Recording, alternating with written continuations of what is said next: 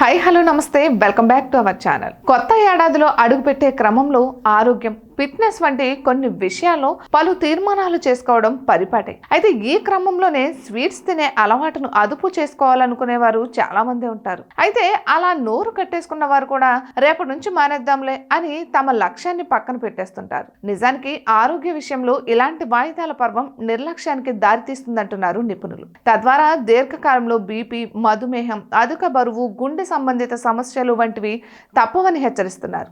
ఉదయాన్నే cup coffee లేదా tea, glass పాలు ఇలా ఏది తీసుకున్నా అందులో సరిపడా చక్కెర వేసుకోవడం చాలా మందికి అలవాటు. దీంతో పాటు వివిధ స్వీట్స్ తయారీలను చక్కెర వాడేవారే ఎక్కువ. ఇక స్వీట్ షాప్ లో దొరికే స్వీట్లలో చక్కెరతో తయారైనవే ఎక్కువగా ఉంటాయి. అయితే చక్కెరకు బదులుగా బెల్లం కానీ, తేనె లేదా డైట్స్ వంటి ప్రత్యామ్నాయాలను ఎంచుకోవడం మంచిదంటున్నారు నిపుణులు. వీటిని కూడా తగిన మోతాదులో తీసుకోవడమే మేలంటున్నారు. ఇక ఉదయం పూట బ్రేక్ఫాస్ట్ లో భాగంగా బిస్కెట్లు, పప్స్ వంటివి అనారోగ్య పదార్థాలకు బదులుగా ఓట్స్, చక్కెర వేయకుండా తయారు చేసిన పండ్ల రసాలు, మల్టీగ్రేడ్ బ్రెడ్లు, ఇలా చిరుధాన్యాలు, తృణధాన్యాలతో చేసిన వంటకాలు మంచివంటున్నారు. ఇక ఈ పదార్థాల్లో చక్కెర స్థాయిలు తక్కువగా ఉండడంతో పాటు వీటిలోని సంక్లిష్ట కార్బోహైడ్రేట్లు గ్లూకోజ్ గా మారి శరీరానికి తక్షణ శక్తిని అందిస్తాయి. ఇటువంటి మరెన్నో వీడియోస్ కోసం మా ఛానల్ ని సబ్స్క్రైబ్ చేసుకోండి.